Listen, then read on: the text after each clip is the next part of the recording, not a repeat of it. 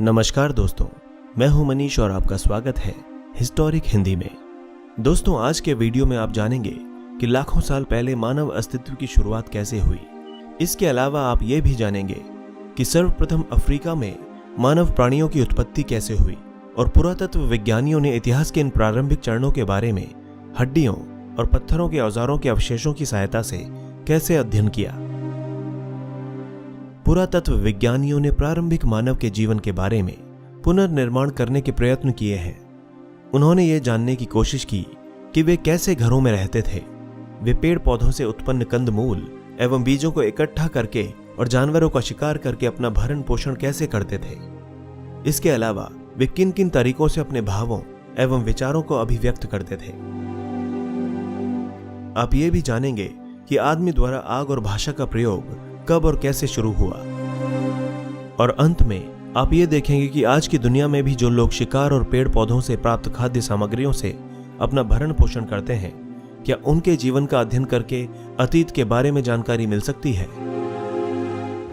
मानव के क्रमिक विकास की कहानी।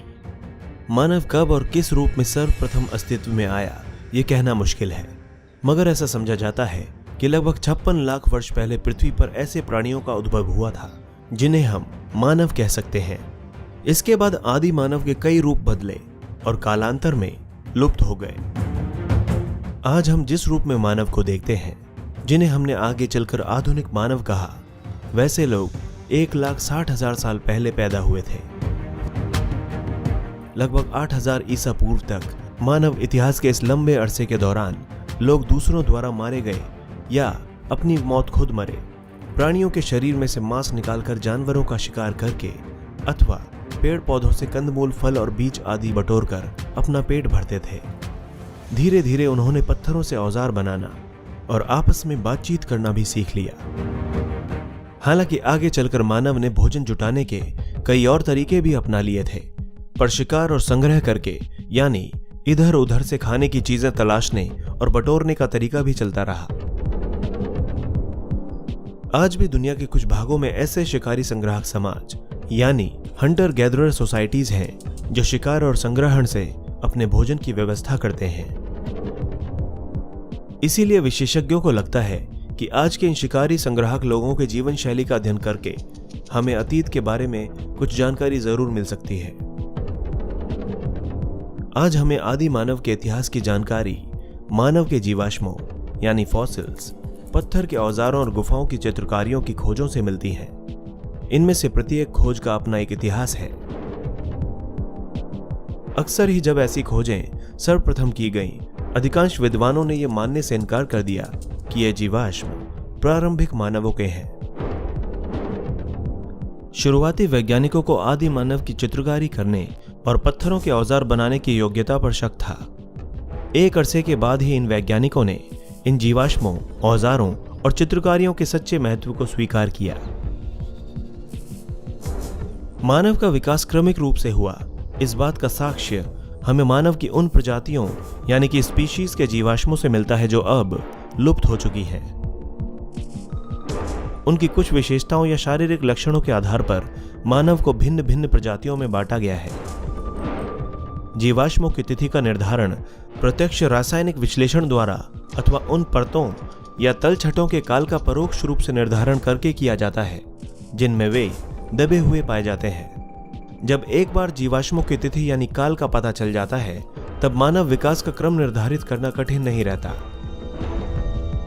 लगभग 200 वर्ष पहले सर्वप्रथम जब ऐसी खोजें की गईं, तब अनेक विद्वान ये मानने को तैयार नहीं थे कि खुदाई में मिले जीवाश्म और पत्थर के औजार तथा चित्रकारियों जैसी अन्य चीजें वास्तव में मनुष्य के आदिकालीन रूप से संबंध रखती थीं।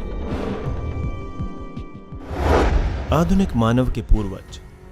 मानव के विकास के क्रम को 360 से 240 लाख वर्ष पहले तक खोजा जा सकता है।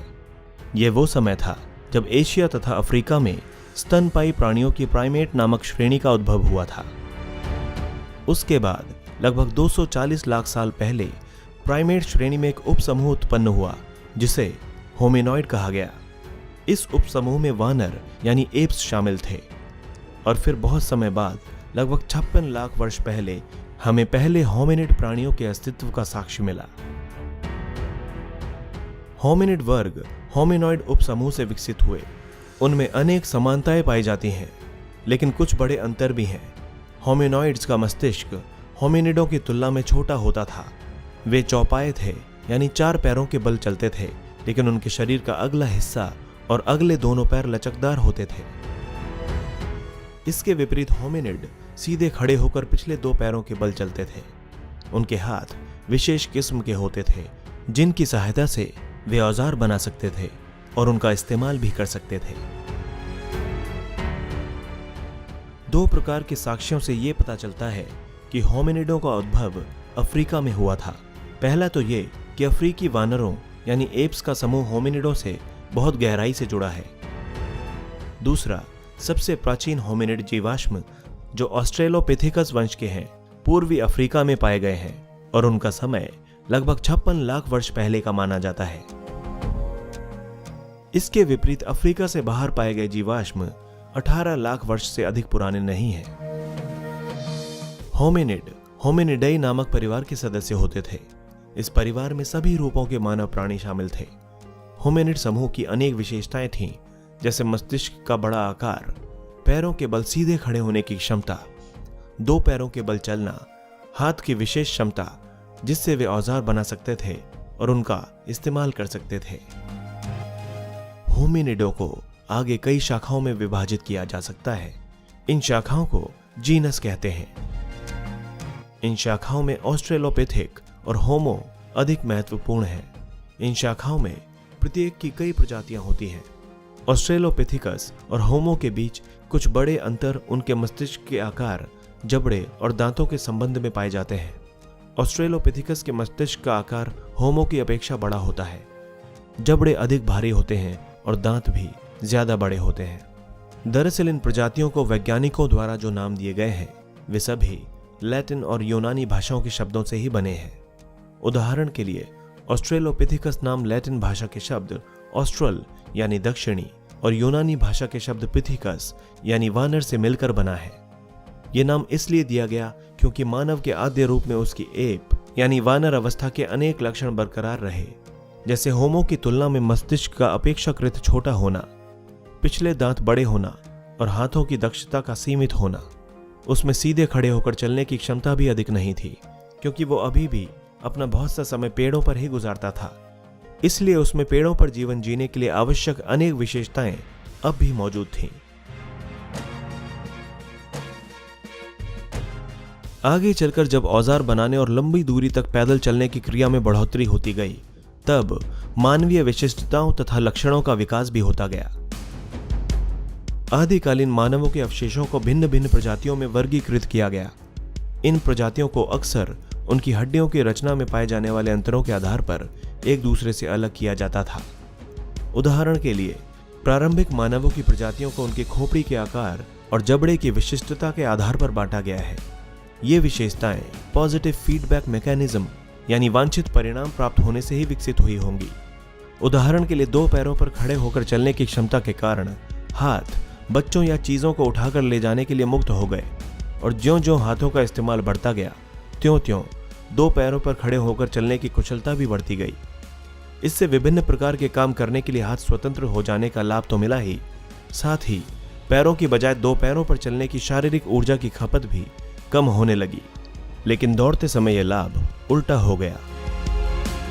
लेतोली तंजानिया में मिले होमिनिड के पदचिन्हों के जीवाश्मों और हादार इथियोपिया से प्राप्त हड्डियों के जीवाश्मों से यह पता चलता है कि तत्कालीन मानव 2 पैरों पर चलने लगे थे। लगभग 25 लाख वर्ष पहले हिमयुग के प्रारंभ में जब पृथ्वी के बड़े बड़े भाग बर्फ से ढक गए, तो जलवायु तथा वनस्पतियों की स्थिति में बड़े बड़े परिवर्तन आए। तापमान और वर्षा में कमी हो जाने के कारण जंगल कम हो गए और घास के मैदानों का क्षेत्रफल बढ़ गया, जिसके परिणाम स्वरूप ऑस्ट्रेलोपिथिकस के प्रारंभिक रूप जो जंगलों में रहने के आदी थे, धीरे धीरे लुप्त हो गए और उनके स्थान पर उनकी दूसरी प्रजातियां आ गईं, जो सूखी परिस्थितियों में आराम से रह सकती थीं। इनमें जीनस होमो के सबसे पुराने प्रतिनिधि शामिल थे। होमो लैटिन भाषा का एक शब्द है जिसका अर्थ है आदमी। यद्यपि इसमें पुरुष और स्त्री दोनों शामिल हैं। वैज्ञानिकों ने होमो को कई प्रजातियों में बांटा है और इन प्रजातियों को उनकी विशेषताओं के अनुसार अलग अलग नाम दिए हैं। इस प्रकार जीवाश्मों को होमो हेबिलिस यानी औजार बनाने वाले, होमो इरेक्टस यानी सीधे खड़े होकर पैरों के बल चलने वाले, और होमो सेपियंस यानी कि बुद्धिमान मनुष्य के रूप में वर्गीकृत किया गया है। कुछ जीवाश्मों का नामकरण उन स्थानों के आधार पर किया गया है जहां उस विशेष प्रकार के जीवाश्म सर्वप्रथम मिले। जैसे कि जर्मनी के शहर हाइडलबर्ग में पाए गए जीवाश्मों को होमो हाइडलबर्गेंसिस कहा गया, जबकि नियंडर घाटी में पाए गए जीवाश्मों को होमो नियंडरथैलेंसिस श्रेणी में रखा गया। यूरोप में मिले सबसे पुराने जीवाश्म होमो हाइडलबर्गेंसिस और होमो नियंडरथैलेंसिस के हैं। ये दोनों ही होमो सेपियंस प्रजाति के हैं। हाइडलबर्ग मानव लगभग 8 लाख साल पहले दूर दूर तक फैले हुए थे। उनके जीवाश्म अफ्रीका, एशिया और यूरोप में पाए गए हैं।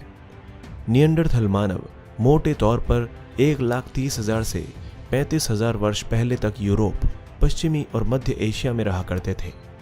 वे पश्चिमी यूरोप में लगभग 35,000 वर्ष पहले अचानक विलुप्त हो गए।